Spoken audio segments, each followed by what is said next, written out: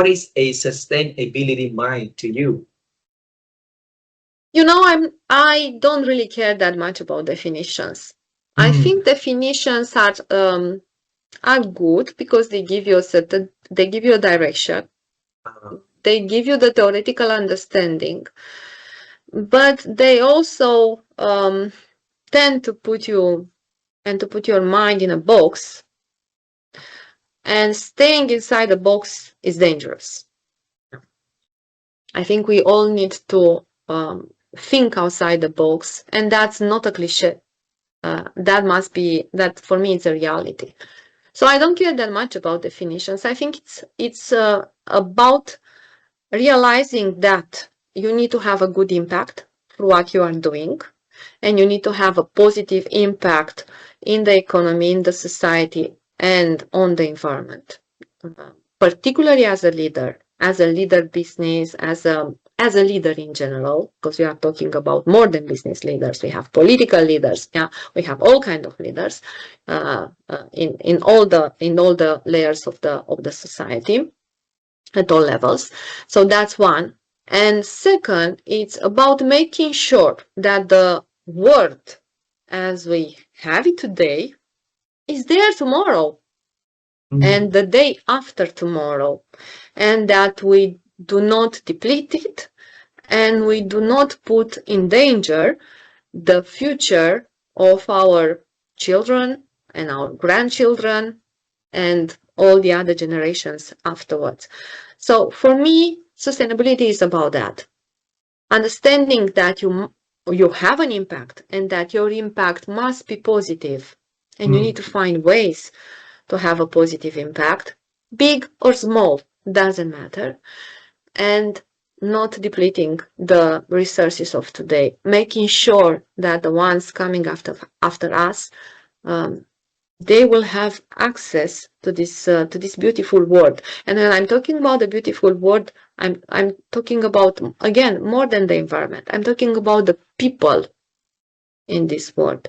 I'm talking about the places, the beautiful places, the beautiful history, about everything. So I don't care that much about definitions, although that's I'm using a lot of definitions in my doctoral work, but me as a human being, I don't care that much about definitions, I care about what I feel.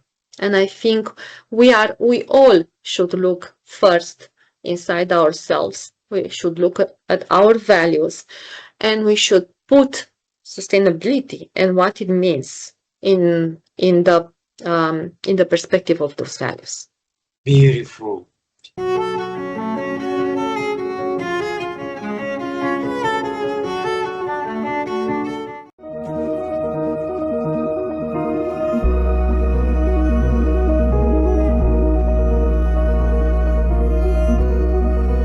How do you define a sustainability mind? I would characterize it as that you prioritize a variety of things in your life, but you also include the environment and the earth. So as an example, I run workshops and I teach. I'm an industry professor at a university, and I teach a variety to medical students and business students and the like. And one of the ways that I build in sustainability is to say, okay, if you're coming up with a brand new product, think about the users. That's a really important thing to focus on. Stakeholders, in terms of the company, any investors and that sort of thing. But also, really importantly, the earth. The earth is a stakeholder too. So as you're looking at it and weighing, okay, you can make a whole lot of more money if you did this. Well, what if you now are not focusing on one of the really key stakeholders, and that is the earth? So if you're factoring in trying to serve all of the stakeholders, then you'll more effectively be making decisions for that. So as an example, if you're coming up with a product, right now AI is huge. It's going to be even bigger. It's one of the biggest dangers with regard to actual energy use. So one of the things that we are doing on our nonprofit is focusing on techniques that people can use. Like, for example, if you don't need a really complex model, you can use a small model. The smaller models, there's like 3 or 4 of them that are popular right now, use about 90 to 95% less energy than compared to, ChatGPT 5, for example. So don't always default to just the top model. Other ones are even things like making sure that you are not overly using AI as well. That's the benefit of that is for your brain as well. There was an MIT study that was done recently looking at students using AI and then using a Google search and then using their brain, right, to write essays. And the results, looking at EEGs, showed that the worst condition of those ones was actually using generative AI, because all of a sudden, when you did too much work with AI, your actual brain capability was going away, and so for your own benefit as well as for the sake of the earth, again, using it less often, starting with your brain and then using it. So if you're doing, like, one of the things that I do with students is they do some ideation. They're coming up with some ideas or whatever. Could you use AI for that? Yeah, you could. I don't think you should, though. You should start with your own brain, come up with some ideas, and then ask the AI to further improve on it. And then, same with writing. Rather than saying, here, let the AI write this, no, instead, I'm going to write it first, and there might be a sentence or two where I'm like, I don't like the way that's structured. Let me ask AI to help, with that. That not only is helping me keep my brain active, it's also because I'm using AI less often and less strongly, is going to use less energy as well. So I think it's factoring in energy use, your impact on the environment. I drive an electric car. I happen to be in a part of the world where I think it's like 87% of the electrical grid where I live is green. So when I plug my car in at night, I'm hardly having any negative impact, on the climate. But it's making those kinds of decisions, as deciding each time, okay, I have a choice to do this or this. Okay, well, even if it costs a little bit more or it's a little bit more,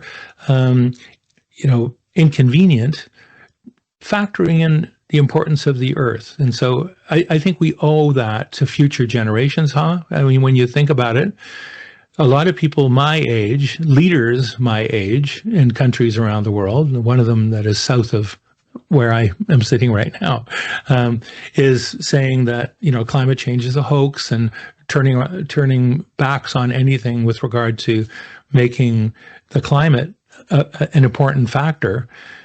I think that's dangerous for somebody my age to be saying, because that's saying, hey, you know what? My kids and my potential grandkids and all the future generations aren't as important as me. I need to just simply have convenience myself. No, I think that's highly selfish, and I think that we need to be thinking about future generations and not just your own life as well. So that's how it's a long answer to your question about sustainability, but I just see it as an important factor in every decision you make, and it's another stakeholder every time you're deciding on, like, a product or a service.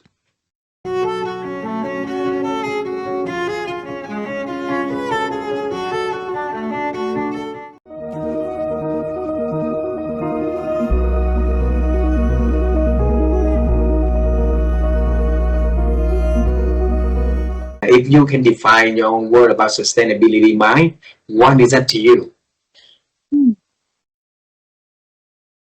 For me, sustainability, if we talk about human being, is a kind of like a consistency on our emotional dialogue, because we should continue acquiring new competencies, new knowledge, what is our domain of expertise. But what is most important is to to focus on keeping the link.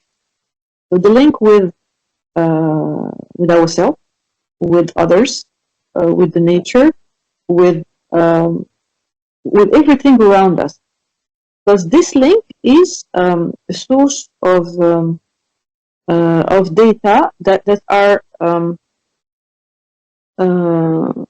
there's a kind of capitalization or consolidation, perhaps, of everything that is happening, and sometimes the sustainability is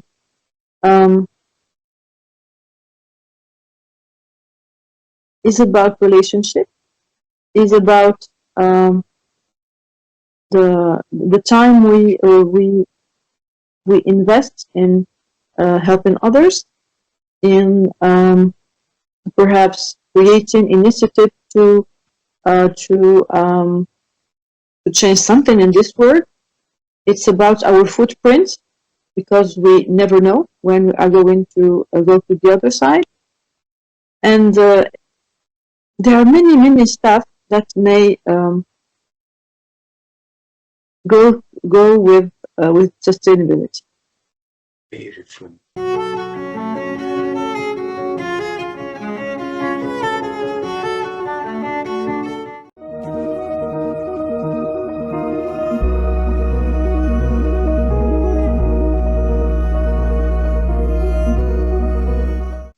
If you define a mind of sustainability, a sustainability mind, what is that? So you touched on a subject that's very close to my heart, and I started working on sustainability myself 2 years ago. Oh. And when we talk about sustainability, the first thing that people usually talk about is the environment, the planet, the greens. And that's one part of sustainability, because we're talking about the sustainability of the planet. But sustainability is a concept that can be applied to everything in life. So sustainability of your family, sustainability of your marriage. And what do you do for sustainability? Sustainability of the organization that you are working with. How is the next 50 years of this organization going to sustain itself? What system, processes, and systems or tools you need to bring in so that the next 50 years can take care of themselves going forward? Because 1/3 of every Fortune 500 companies every year go out of that list. They become extinct. They're not sustainable. Sustainability of the wisdom, of the knowledge, of the tacit knowledge, of the explicit knowledge is something what you are doing, and people like you who are collecting all that knowledge and information and wisdom and putting that in a platform for generations to come and use and see it. So for me, sustainability is a concept which can be applied to a community, a club, a family, a school, a business, a knowledge, and the fundamentals remain the same. What are you going to do today so that this sustains, this lasts longer, this does not disappear after you have disappeared? And that's where I think the sustainability of mind, critical things is write books. You should leave your knowledge and information in books. You should put up things on the digital mode, which is a sustainable digital mode, not something where the WordPress will stop your subscription after you're not there. Somewhere where the knowledge remains in the public domain for a very long time. Talk to people, talk to communities, pass on your wisdom and knowledge to others. Create more HAs, create more GPs, create more people who can duplicate you, and so the journey continues. And that's what sustainability of mind means to me.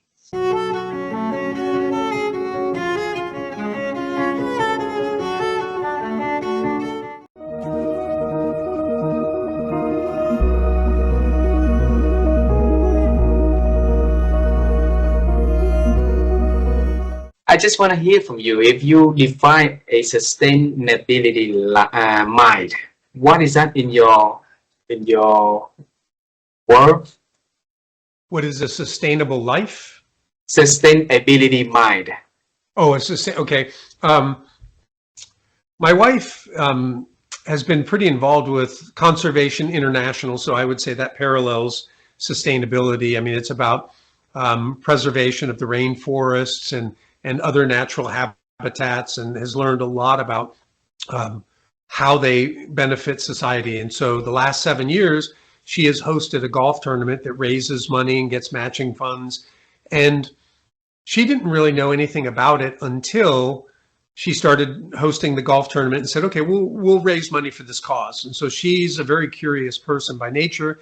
She began to learn a lot, and she would share with me things that were going on, how long it takes a toothbrush to decay in a landfill, things like that, and that maybe we should be using different materials.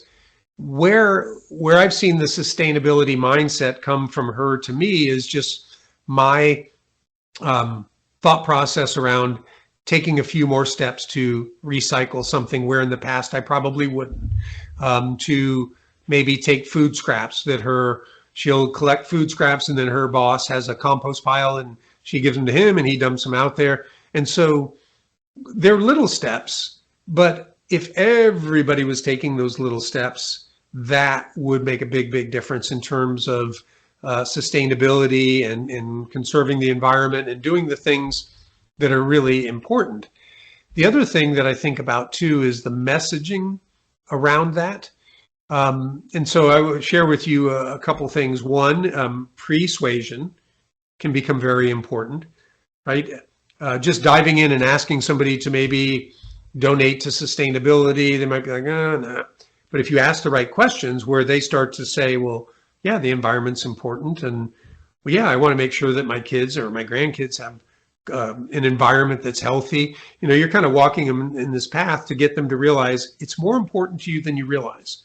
Then they might be more willing to donate. The other thing is too that I think, especially now being a grandparent, I am going to be much more willing to do things thinking about Emmett growing up and how will it impact him. I am more concerned about that than how it may impact me.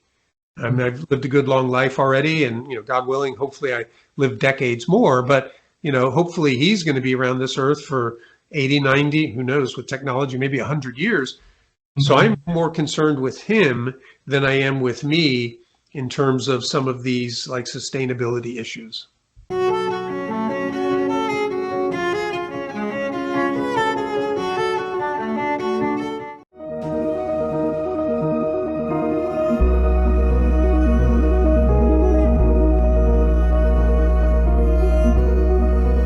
So I want to hear from you. What is sustainability to you? Okay. I've not read much on this space, so whatever I'm saying is very extempore and just coming to me as I speak. Okay. Yes. So split the word sustainability into two parts: ability and sustain. Right?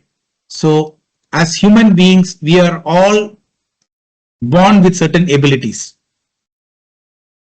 We can do something, we can build something, we can continue to do something, right? And create something. Okay? We are born with ability. But how are we going to sustain that ability as we go along, especially those elements that are positive generative? Right? To me, the coming together of these two words is like a continuous process. Okay? To me, sustainability is all about how do you continue to enjoy your life as a family. Sustainability is all about how do you continue to do meaningful business for the good of the society and for the good of the corporation. Of course, you need to make profit. To me, sustainability is all about how do I build good values into the children so that they can carry it forward. Right? And that is the process by which you leave a legacy behind.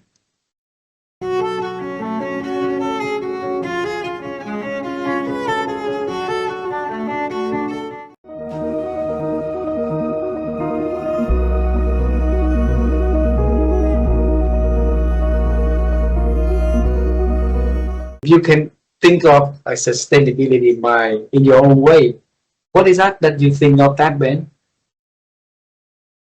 Yeah, so for me, it's a few different things. One is you using one's book and one's business, certainly to make positive impact in the world, but also to become, like I said before, more and more of a leader.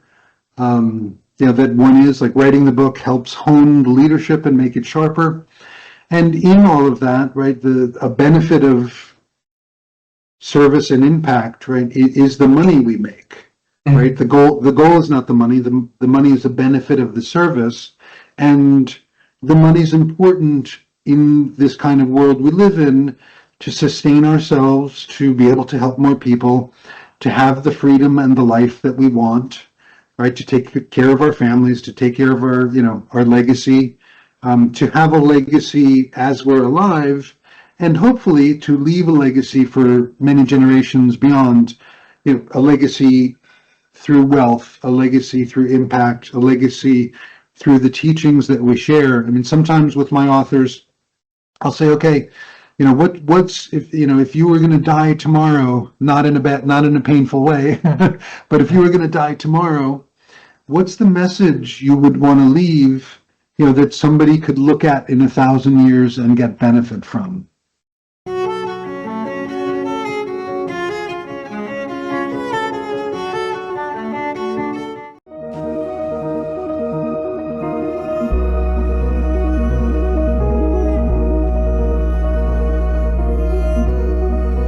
If you define a sustainability mind, what is that to you? Sustainability mind.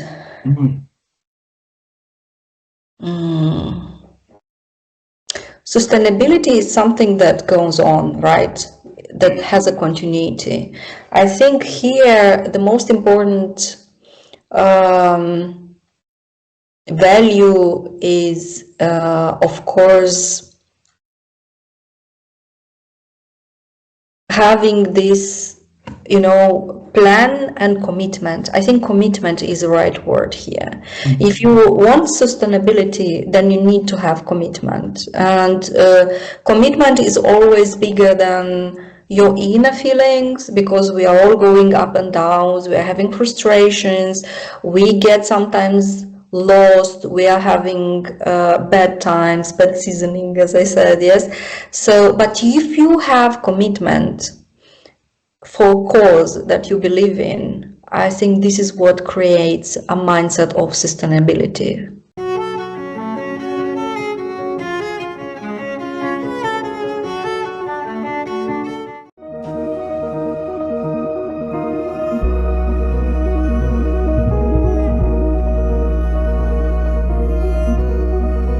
For me, a mind that exhibits sustainability is one that can thrive over the long term, not just survive.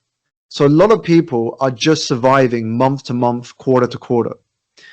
In order to thrive, it's about not sacrificing the very things that will allow you to be sustainable. So for example, if you sacrifice your health, eventually you will burn out. That is not sustainable. That won't help you thrive. In order to be sustainable, in order to have sustainability in your career, you need to have really solid foundations in place.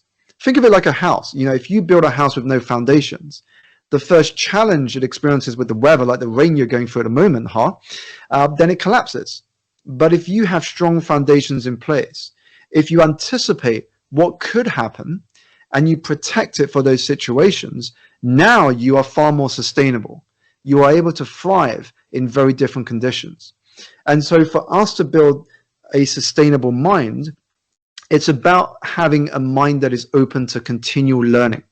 If you're always looking to absorb information, to learn new things from a conversation, from somebody who is maybe earlier or later than you in the journey, from books, from teachers and mentors, the more you learn, the greater the knowledge you have, the more idea you have on how to adapt, on how to navigate and pivot as the world changes. And that, for me, is what's required to be sustainable. If you can embrace the eternal student mindset, you will have the mindset to sustain what you're doing over the long term.